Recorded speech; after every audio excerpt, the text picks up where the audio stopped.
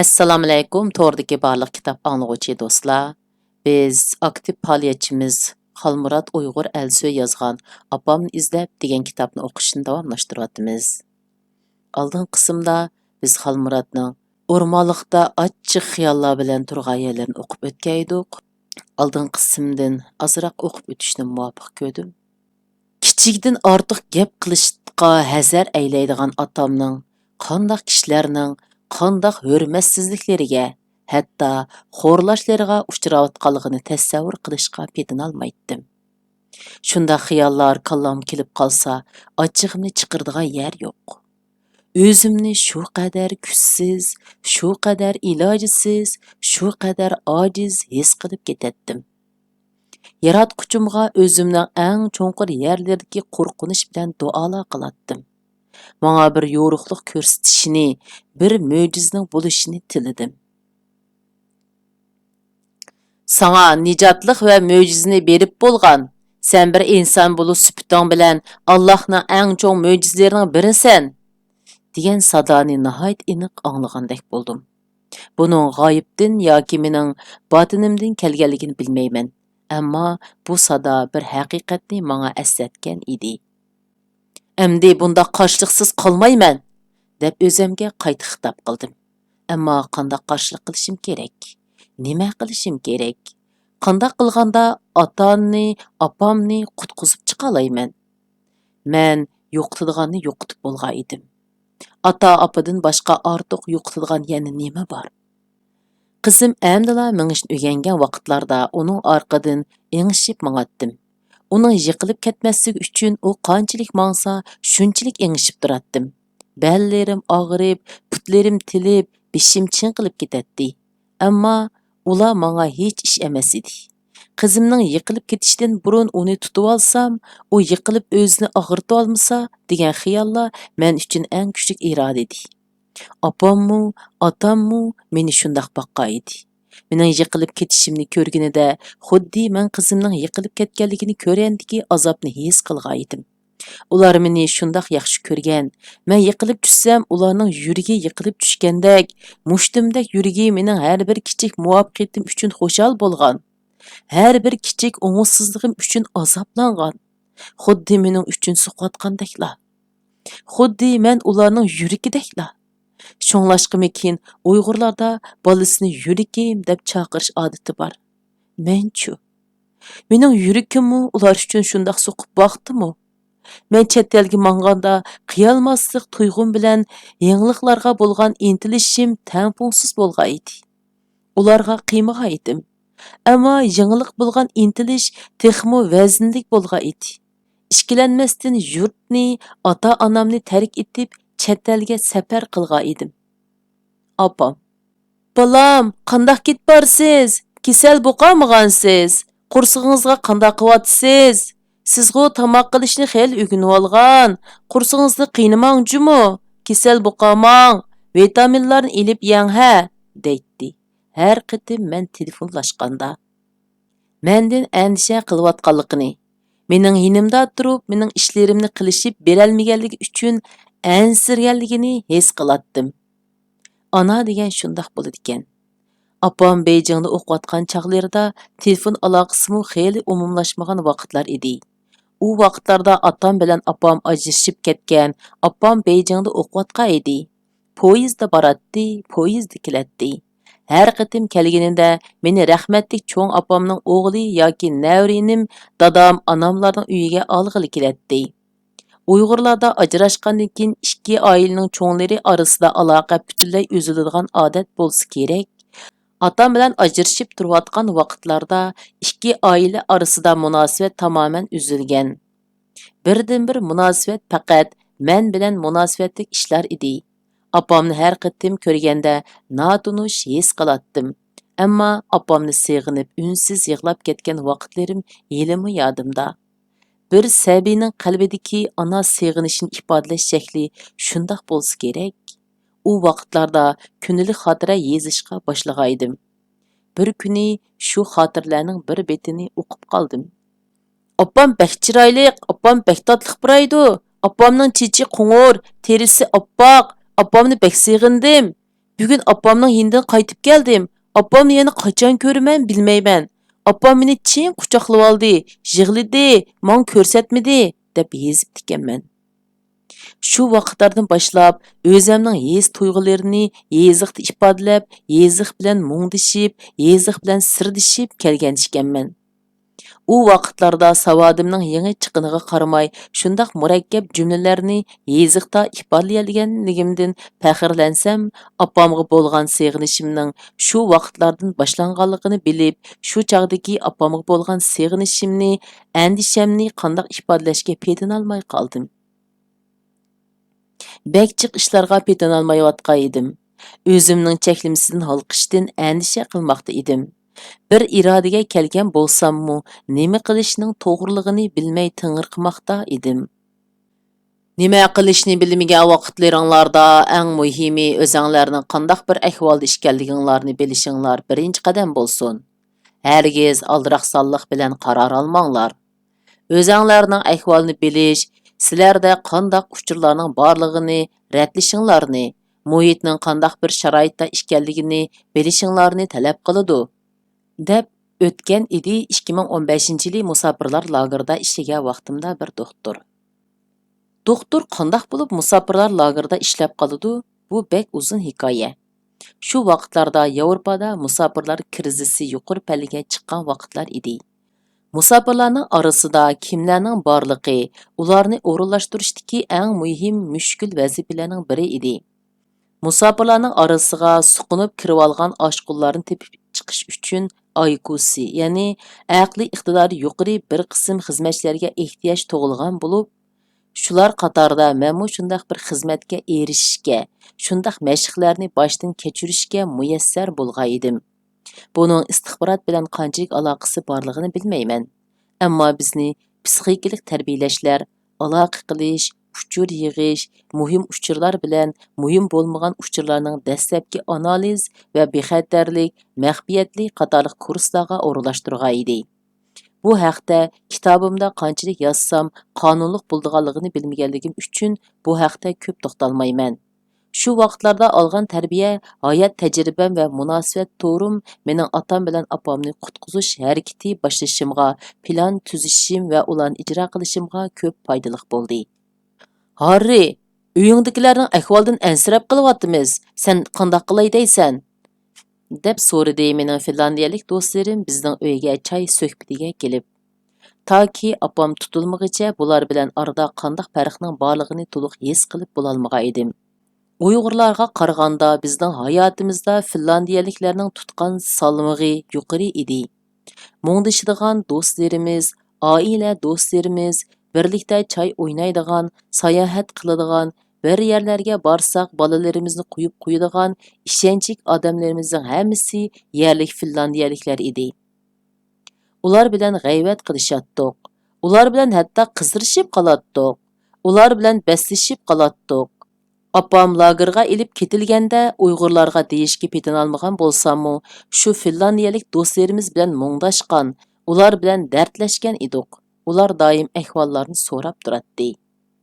Endi bundaq jim tursak bo'lmaydi. Bir ish qilishing kerak, Harri. Endi telefon bilan yoki ilxat bilan ish qilsang aplashmaydi, dedi ular bu qitim jiddiy qarorda.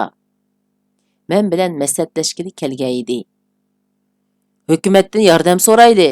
Ularga ishdan bosh oxirini bildirishimiz lozim, dedi biri nima qilish kerakligi haqidagi ting'irqishimni anglagandan keyin. Shunda qilayli. Eng yaxshisi sen dastlabda bexatarlik xodimlari bilan bu ahvollar haqida deyishgin, dedi biri. Ular bilan ko'rishganligimni, ularga bo'lgan ahvollarni aytganligimni aytdim. Tashqi ishlar ministrligi, kishilik huquq guruhi qatorliqlar bilan ko'rishish kerakligi haqida deyishdik. U yerga berib ko'rishganmi bo'ldim. Eng muhimi ularga material tayyorlash kerak edi. Shundaq bir material kerak ediki, u material aniqlig'i bo'ladigan yoki aniqlangan uchurlar isbotlari bilan yezilishi, rasmiy shaklda bo'lishi kerak edi. Buning uchun Uyg'urlardan yordam so'ramoqchi bo'ldim. Hech bo'lmaganda Uyg'urlardan ularning onasi haqidagi uchurlarni bilishimiz kerak edi. Ammo Yevropa ittifoqining uchur bexatarligi qonuni sababli bizning rasmiy organ bo'lmagan holatda undaq bir ishni qilishimiz balkim qonunga berib yotadigan ish bo'lib qilishi mumkin. Men Uyg'urlar uchun rasmiy bir ish qilishni o'ylayapman. Finlandiya Uyg'ur jamiyatining nomida ish qilsam qandoq bo'lar? deb maslahat soldim tashkilot raisi akamizga. Akamiz koni inqilobchi edi. Hech kim Uyg'urning ishiga qo'l tiqishni xohlamaganda, shu akamiz hamma ishni o'zi yolg'iz qilgan edi. U akamizni yolg'iz qo'ygan edik. U akamiz o'zi kasalchan bo'lsa-mu voz kechmagan. O'zining iqtidori va saviyasining yetishicha tirishgan edi. Bo'ladi ukam, bek yaxshi bo'ladi. Men tashkilotning idora hay'atidagi boshqa qarindoshlar bilan maslahatlashay. 8 odam bor. Shularning qarorini elishimiz lozim, dedi qizg'inlik bilan. Agar bundaq bir tashkilotning nomida ish qilsak, ishimiz texmo rasmiy bo'ladi. Tashkilotning tartibga silish loyihasini yezib, PowerPoint'da uni tayyorlab, ularga tushuntirishga tayyor qildim. Bir qancha yerda bir qancha qitim shunday qildim. Bu ishqa g'ulluq a'zo bo'la oladiganligiga ishongan bir singlimizning uyliklar bilan maslahatlashdim. Ularmu bu ishni qila oladiganligini bildirdi. Umidlanayotgan edim. Yinimda odamlar bordek, yolg'iz qolmaydigandek his qilishga boshladim. Finlandiyada siyosatni yaxshi biladigan men turadigan shaharlik hukumatning parlament a'zosimu, uzun yil tashkilchilik ishlari bilan mashg'ul bo'lgan fin tashkilotchimu, buxgalterlik kasbi bilan shug'ullanayotgan va advokatlik qiladigan finlandiyalik do'stlarimmu bu ishda billa ishkanligini bildirmoqda edi. Eng muhimi, mushu yerda cho'ng bo'lgan siyosatni va fillarning ish qilish uslubini yaxshi biladigan singlimizning qatilishi menga xuddi yo'lvosqa qanot chiqqandek tuyg'u bermoqda edi. Harakat planlarini finlandiyalik do'stlarimning yordamida tuzdik. Bu ishda birinchi masala bu ishning bo'layotganligini faktlar orqali isbotlash kerak. Hozircha eng bevosita fakt shu tutqunlarning chet eldagi oila a'zolarining bevosita guvohligi, dedi biri. Harri, sening oilang va sen alayda bo'lishing kerak. Shundaq bir obrazni gavlantirishimiz lozim. Lagerdagilarni son emas, balki tirik odam holatida ilib chiqishimiz lozim, dedi yana biri. Undaqda shu bir qancha qadam bo'yicha ish qilish kerak. Birinchidan, ota-onaning misoli orqali lagerdagi tutqunlarning obrazini insonlashtirishimiz. Sening obrazingni berasmiy vakillik obrazingni gavlantirishimiz. Ondan Uyg'urlarning obrazini g'arbdagilar bilan yaqinlashtirish orqali g'arbning hesdashligini qo'zg'ag'ili bo'ladi, dedi uzun yillik tashkilotchi. Material tayyorlaydigan ishlarni biz qila olamiz. Uyg'urlar orasida chaqiriq kuchi bor biri bo'lish kerak. Siyosiy faoliyatlarda obrazga aylangan biri emas, balki san o'xshash oddiy oilaning oddiy bolasi. Siyosat emas, balki Yevropadagi odatdagi odamning turmushda yashayotgan, Yevropaliklarning orasida yashagan biri bo'lish kerak, dedi siyosiy saylamda saylanib shaharlik hukumatning parlament a'zosi bo'lgan biri. Әмді өзімізде неме mənbələrinin barlığını, qandaq iqtidorlarning barlığını rətlab chiqayli, dedi təşkilatçı. Şunun bilan analiz və plan basqıçıga kirgan bolduq. Aq doskaga qancha qitim yazdık. Yazğanlarını xatir qaldırdık. Qancha kun şundaq planlarda, hisoblashlarda bolduq. Bargan siri ümitlenmekdə. Nim ish qilishqa bo'lgan tushuncha kallamda aniqlanmoqda edi. Bu yollarning hammasini besib o'tishing uchun balkim 1 yil vaqt ketishi mumkin. Agar mushu unumga erishalsang, bizning hukumatimizga mu ta'sir qilg'ili, ularning va boshqalarning kuchidan foydalanib, yetarlik besim shakllantirgili. Shu besimlar bilan Xitoy hukumatining ota-onangga alayda qarshini qo'lga keltirgili. Ota-onangning qo'yib berilishini, shuning bilan birga yuzlagan, hatto minglagan Uyg'urning qo'yib berilishidek bir natijaga erishgili bo'lishi mumkin. deb xulosaladik bir qancha kun bo'lgan yig'inimizdan chiqqan harakat planini. Harakat plani har bir ehtimollik uchun baliq mumkinchiliklar mundarajada turg'izilib, har bir ehtimollikqa qanday taqobil turish, qanday ahvolda qanday harakat qilish kerakligini oldin ehtimolga elish bilan tuzilib chiqqan edi. Sening harakating uchun tuzilgan Uyg'ur Talmudni ratlab bo'ldik, deb chaqchaq qildi Yahudi do'stim. Talmud Yahudilarning harakat qonuni edi. Bizning harakat planimizmi shundaq harakat qonunidek, mening qanday qilishim, qanday bo'lganda, qanday ahvolda nimalarni qilishim kerakligi haqida tafsiliy tuzilgan edi. uni shu munozirada bo'lmagan odamlar quliga olsa, o'qib tushangili bo'lmaydigan holatda bo'lganligi uchun uni tushunish qilib ratlab chiqish texcha planimda o'rin olmaganligi uchun uni qachonlarda o'qirmanlarga sunishimni bilmayman.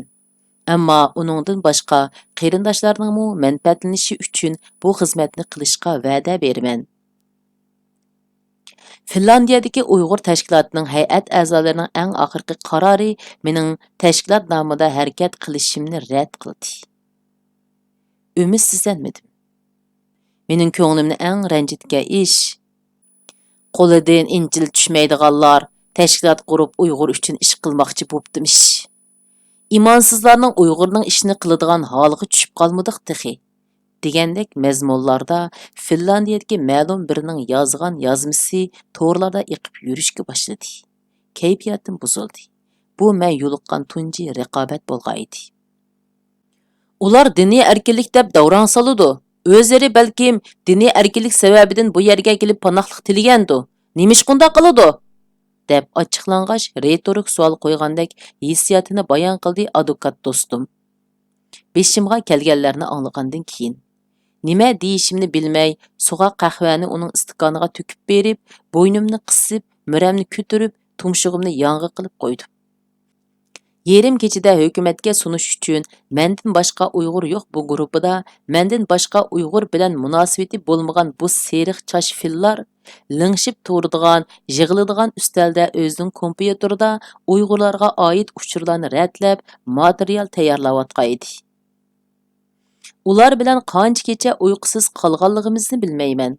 Ularga do'stlikdan boshqa hech narsa berolmaydim. Ammo ularning men eng yolg'iz qolganda menga eng muhimi mening millatimga qilgan bu beg'ishlishidan ta'sirlanmoqda edim.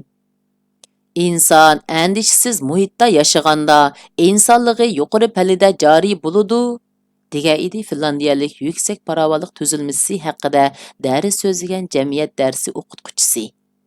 Shundoq insonlar o'zlari bexatar bo'lganda, bexatarlik tuyg'usiga tuyinganda baxtli his qiladigan. Beg'ishlash intilishi kuchli bo'ladigan. Mehnatsiz bo'ladigan. Shundaq bir xislatni nurg'ulg'an kishilardan ko'rdim.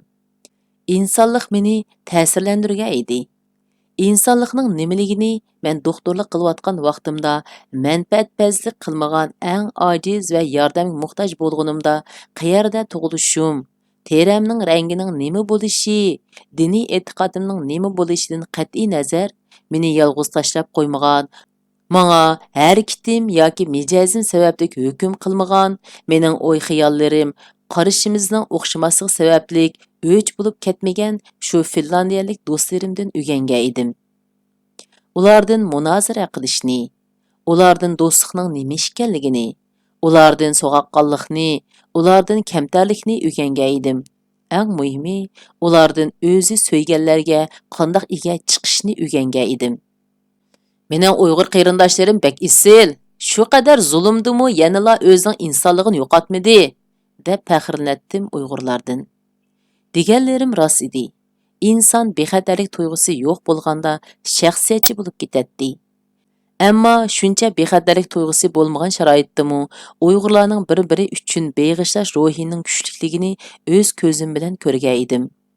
Uyg'urlar bir-biriga ega chiqayotgan edi. Uyg'urning markazga tortish kuchi dal shundoq ega chiqishdan shakllangan, kuchlangan edi. Meni Uyg'ur his qildirg'ini otam-opamlar emas, balki Uyg'urlardagi shundoq kuyinish edi. Bu qadar zulmda o'zini yo'qotmagan millat hargiz yo'q bo'lib ketmaydi. Sizlar cho'qim gullanib ketisizlar, deydi ayolimni beqib olgan finlandiyalik qiyin opam. Uyg'urlarning sukut turishi, ularning oila a'zolari xuddi Xitoyda go'raga ilinganga o'xshaydi. Ular o'z oilasi uchun har qanday xo'rliqqa, har qanday zulmga bardosh beralaydi, deb oqlashga tirishdim Uyg'urlarning sukutda turishini. Shundoq. Ammo so'g'aqqonlik bilan o'ylaganda, sizlar birlashmasanglar, o'zinglarning oilasining millat bilan birdakligini tunib yetmasanglar, qutulolmaysizlar. Masalan, sening oilangning masalasimi shundoq bo'ldi-ku. Hari, sen ota-onangni misol ilib, Uyg'urning umumiy masalasini anglatmasang, ata-onaning ahvolini tushuntirolmaysan. Ularni qutqizib chiqishga yetarlik ijtimoiy bisim shakllantirolmaysan.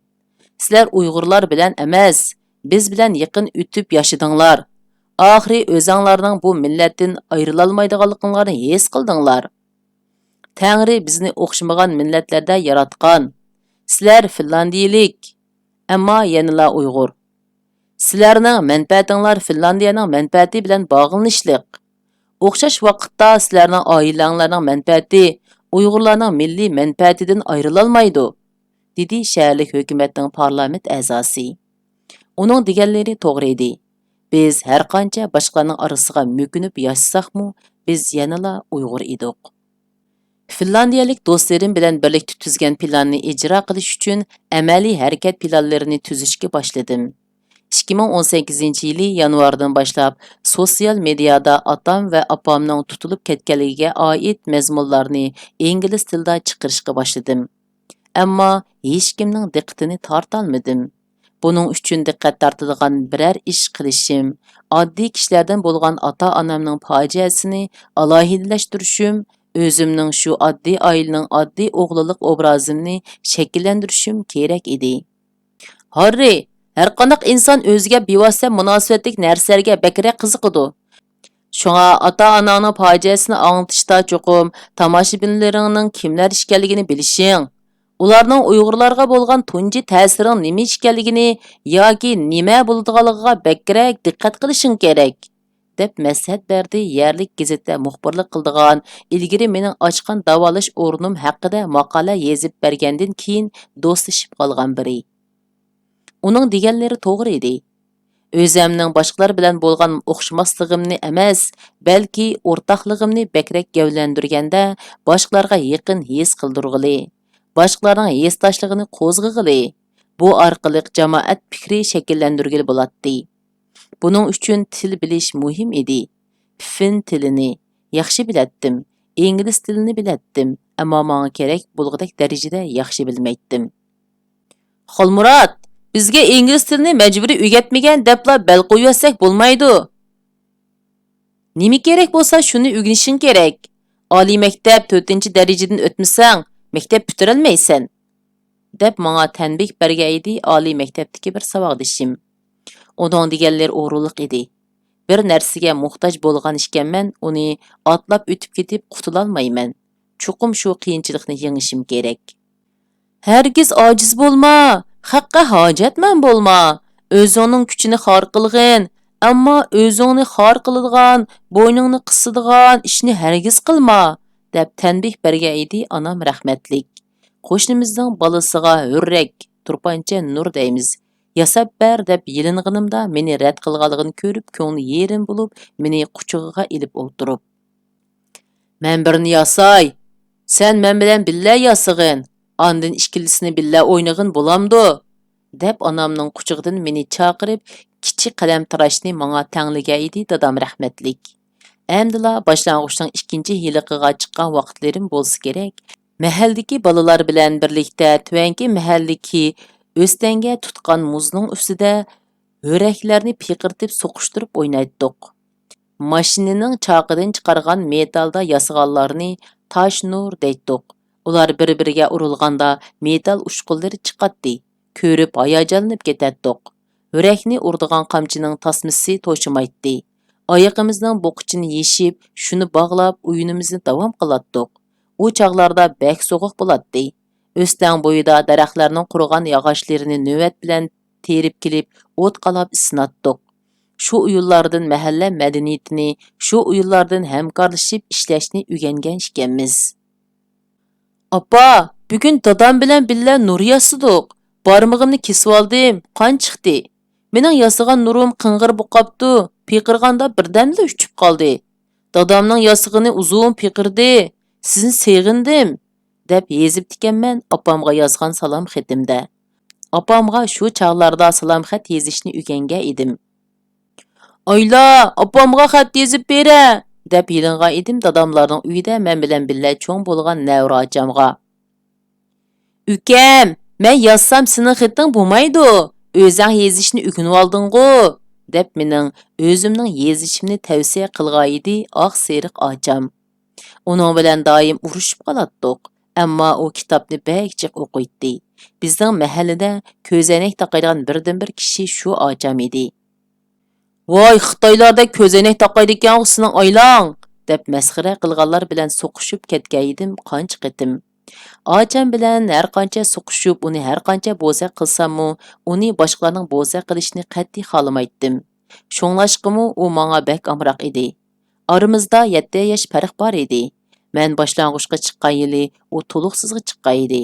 Uning maktabiga berib, maydonda velosiped minishni o'rganayotganda bir o'g'il bola kelib ochamni bo'za qilgan edi. Uni orqadan berib tayoq yesammu, uning yoqasiga, kiyimlariga isilib olgan. Kiyimlarini yirtib o'tgan edim. Ko'zlarim ishib ketgan, badanlarim ko'kirib ketgan bo'lsa-mu, yig'lamagan edim. Ammo opamni seg'insam yig'lab ketatdim. Oyla, menga xat yozishni o'rgatib qo'ya, deb yilingan edim. Amdila ilibani tugutishga boshlaganda tezroq xat yozalaydigan bo'lishga intilib, chunki u chaqda xatni o'qiy olaydim, ammo yozolmaydim. Hey ukam, xatni yozish mashq qilmasang yozolmaysan. O'qishni bilgandikin yezib mashq qilsang bo'ldi-ku, deb meni silkivatgan edi. Qaysidir bir romanni o'qiyotganda daxil qilib so'rganligimdan terikib. Uning degani to'g'ri edi. Ishning oldidagi to'puluq yerga xat yezib mashq qilishga boshladim. Shundaq kunlardan bir kuni ochamni bo'za qilgan, meni urib ko'zlarini ishitgan, badinimga ko'k tushirganning bizning mahaldan velosiped minib o'tadiganligini ko'rib qoldim. U meni ko'rsa menga ho'muyib, menga tahdid solgandek ifodalarda o'tadi. Uningdan qo'rqmadim. Bütün xiyolim uningdan o'ch yilish bo'lgan edi. Bir kuni velosipedini ittik minib ketayotganligini ko'rib, tez aylanayotgan chaqıga uzun yog'ochni tiqib etib, uni yerga yiqitib etib, yeniga berib, menmu qursqiga qattiq nachini tepib olib qechib ketdim. Shundaq qilib, o'zimdan 7 yosh cho'ng boladan o'chimni olgan, uni menga qayta ho'muyib qaray olmaydigan qilib qo'ygan edim. Hech kimga bo'zak bo'lma, hech kimnimi bekordan bo'zak qilma, deb tarbiya qilgan dadamni shundaq ishlarni to'la qilib beshini og'irtatdim. Dadam menga: "Balam, hozirg'u shundaq ishlarni qilib, seni bo'za qilganlardan o'chingni elib, ochchig'ingni chiqara olaydi ekansan. Agar yaxshi o'qimasang, kuchlik odam bo'lmasang, yanala bo'zak bo'lishga uchraysan. Shunga kuchni kuch bilan emas, faham bilan yengishni o'rgan. Masalaning urushqa aylanishini saqlab turmay, uni vaqtida chiroyli hal qilishni bil. Buningga gapdan bo'lmasang bo'lmaydi. Davli biladigan bo'lmasang bo'lmaydi. Biliki cho'ng birni yengidu, bilimi cho'ng mingni deydi. Vijdoni bo'lmagan bilimi cho'nglardan bilik yo'g'an biri yaxshi. Ammo vijdoni bor va bilimi bor biri texmi yaxshi. Shunga kitob o'qig'in, deb o'zining kitobidan birini tutqizib qo'ygan edi dadam rahmatlik. U kitob Qobusnoma edi. Uni o'qib nurg'un an'anaviy falsafalarni tushungandek bo'ldim. Xuddi ko'zim ochilgandek bo'lgan edi. Kitob o'qishga qiziqib qolgan edim. Romanlarni emas, balki tarixiy mulohizlarga oid mazmunlarni ko'p o'qiydim. Shundaq qilib, bu qitimliq kitob o'qishimiz mush yergacha bo'ldi. Davomini kelasi qitim o'qiymiz. Xayr, xush, Allohga omonat.